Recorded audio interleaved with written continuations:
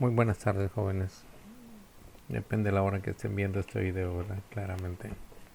Y saludo. Quiero ahora hacerles partícipes de algunos elementos que deben de tener en cuenta en función de las clases. Son temas que no van a poder visualizar en la plataforma, pero del cual igualmente haremos mención. El tema primero sería el saber religioso. Hemos hablado sobre el mito, hemos hablado sobre la filosofía, ustedes han podido ver videos sobre eso y hacer lecturas. Pues bien, ahora quería complementarles con el tema del saber religioso. La religión puede tener un sentido como fenómeno cultural, pero tiene unas propiedades que la diferencian del pensamiento crítico.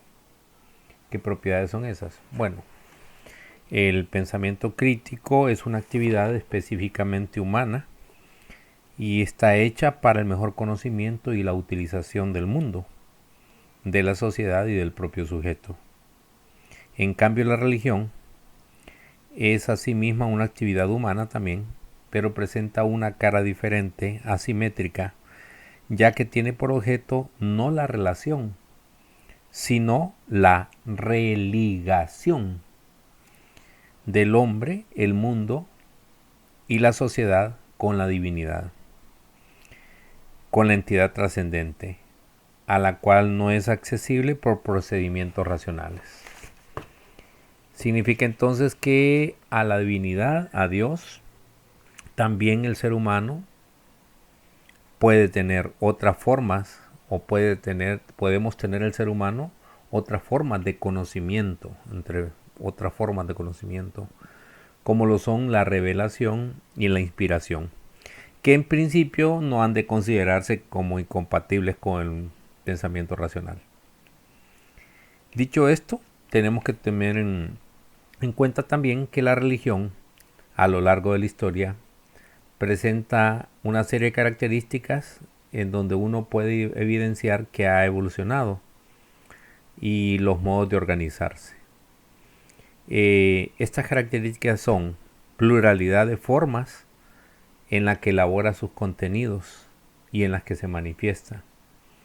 Segundo, un dogmatismo con el que cada una de ellas presenta su doctrina. Tercero, que se ha enfrentado dialécticamente con el pensamiento racional, lo que ha supuesto en los últimos siglos un retroceso en la zona de influencia de las religiones. Y cuarto, finalmente, el tema de la organización y su burocratización. Para la palabra dialéctico, prefiero que ustedes vayan al diccionario, vayan a Google y lo puedan comprender. Es una palabra incluida en el tema del mundo social filosófico por Platón. Y en el tema de burocratización, lo que tenemos que decir es que se habla de burocratización porque viene de la palabra su raíz es buró. Buró se entiende como plataforma, como asiento, como mesa. Del buró viene la palabra burócrata, es decir, la persona que tiene el poder detrás de la mesa. Eso significaría. En el gobierno hay muchos burócratas porque ejercen su poder precisamente detrás de la mesa, del buró. Bueno, dicho esto, ahora vamos a dar un paso más adelante en el tema de la religión. Vamos a intentar resumir cómo se han expandido las iglesias, la iglesia católica, el catolicismo, digamos, y cómo ha sido la expansión de las iglesias llamadas cristianas. Ambas son cristianas porque siguen a Cristo, pero no confundamos cristianas con protestantes, que es lo que vamos a intentar decir. Bueno, primero la expansión del catolicismo. Una primera expansión, como sabemos nosotros, digamos, a consecuencia de las colonizaciones. Estamos hablando de los años 1800, 1600, 1700, 1800. España a través de, o Europa a través de España y de Portugal, de Inglaterra, invade África, invade Asia, invade América. Coloniza. Y con la colonización va la religión, o fue la religión, o vino la religión. Así entonces, eso fue una primera gran expansión. Por una segunda gran expansión, digamos, se dio después de la Primera Guerra Mundial y obviamente mucho más después de la de la Primera Guerra Mundial. En África y Asia, por ejemplo, el catolicismo pudo rápidamente instaurarse porque se fueron nombrando figuras como los obispos. Un obispo es un sacerdote que tiene un rango superior sobre el resto de los sacerdotes y las religiosas y a quien se le confía un gran territorio. Digamos, en el caso de donde estamos nosotros parados, al territorio que rige un obispo se le llama diócesis. La diócesis de Colón comprende todo el territorio político de Gracias a Dios y el departamento de Colón, para que tengamos una idea.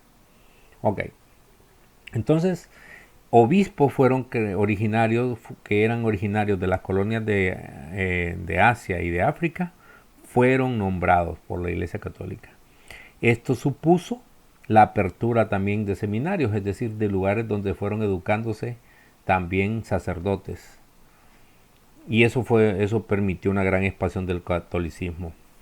En el otro lado de las iglesias llamadas cristianas o protestantes, ocurrió algo semejante. También en Asia y en África, por no hablar de América. Ellos fueron también copiando en cierto sentido, digamos, la expansión del catolicismo. Solo que, digamos, hubo un fuerte apoyo del capital norteamericano detrás de esta expansión. Y ahí algunos sociólogos ven o han visto un interés no solamente religioso de parte del imperio norteamericano, sino también un interés político, porque como sabemos, a través de la religión también se domina. ¿Por qué? Porque se crean ideas, se transportan ideas. Y se crea cultura. Muy bien. Entonces, lo que la Iglesia Católica había conseguido en los siglos, muchos siglos antes, que era instaurar, digamos, una jerarquía, que es piramidal. En la base de la jerarquía están los laicos, digamos, las personas que vamos a la iglesia, que vamos a los cultos, que vamos, etc.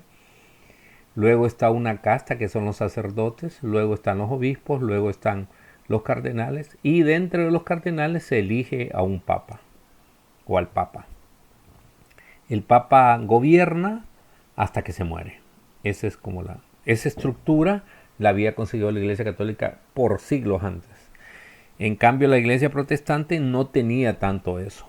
Fue hasta después de 1948 que crearon el Consejo Mundial de Iglesias, que pretende ser un directorio, un ente que rectora el movimiento ecuménico, porque hay muchas iglesias protestantes.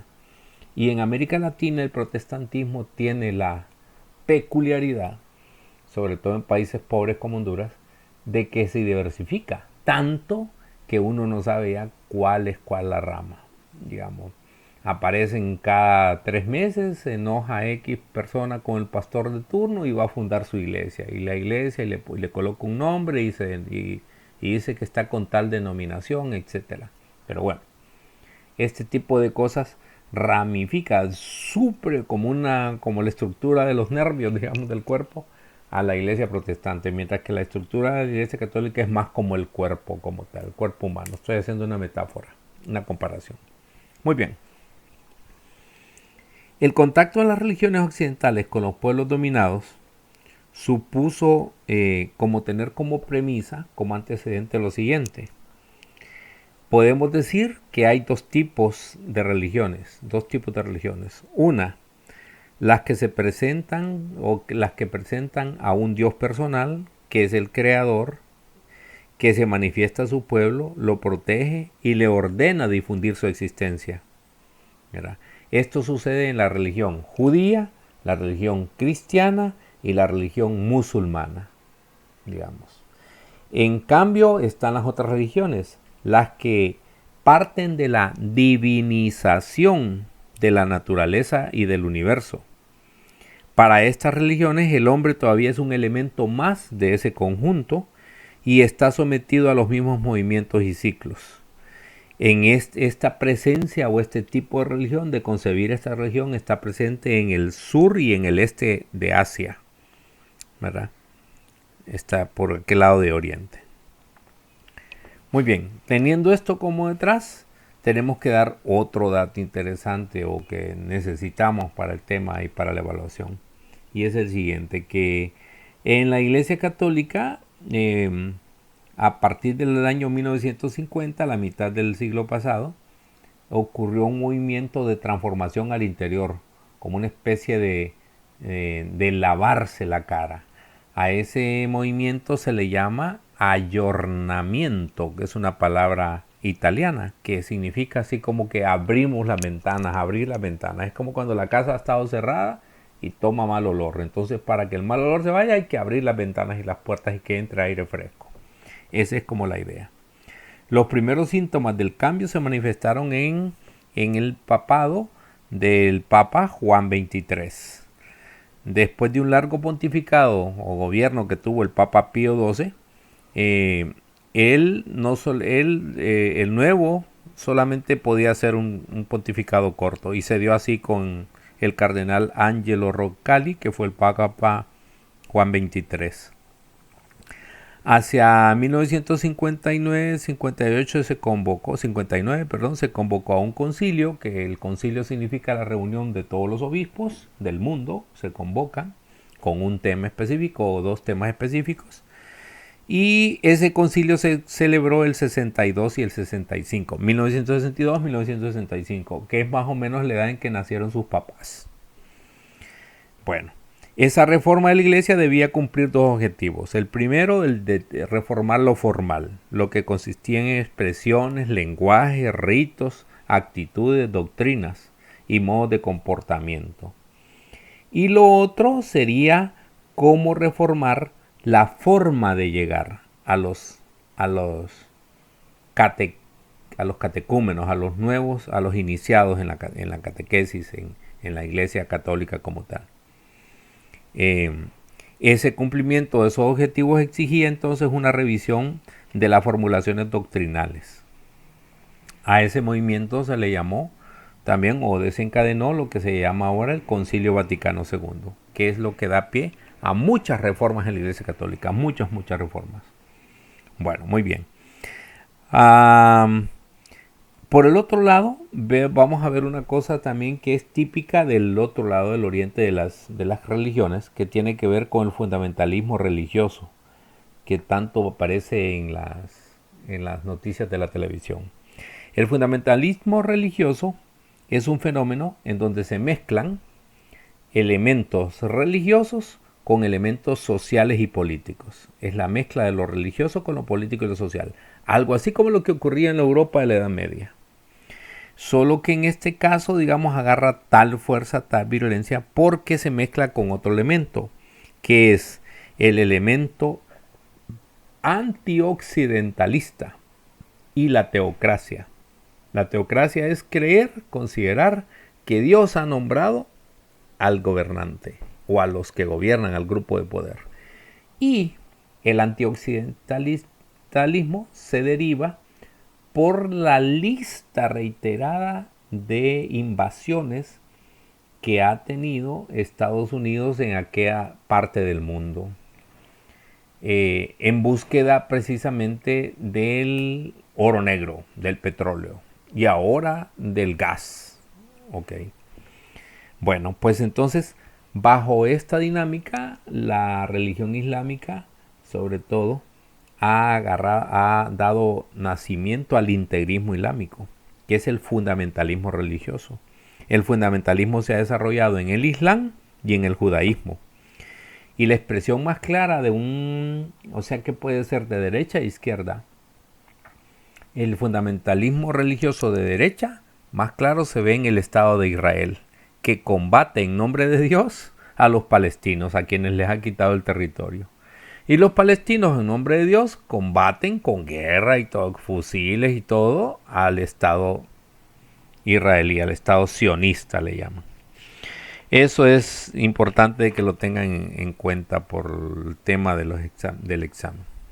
Muy bien, dando un paso más adelante vamos a dejar esto aquí para que puedan ustedes hacer sus recapitulaciones y que el video no sea muy cargado.